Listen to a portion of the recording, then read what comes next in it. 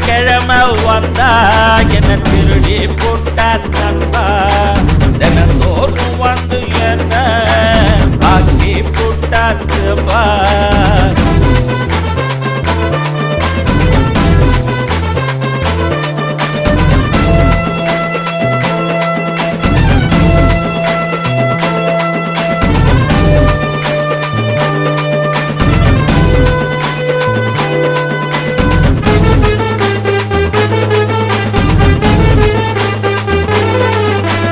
புதன்கிழமை வந்தா பொண்ணா பூவா நின்றா அவ நின்ற இடம் பசுமேனா பார்த்து புண்ணா புதுமை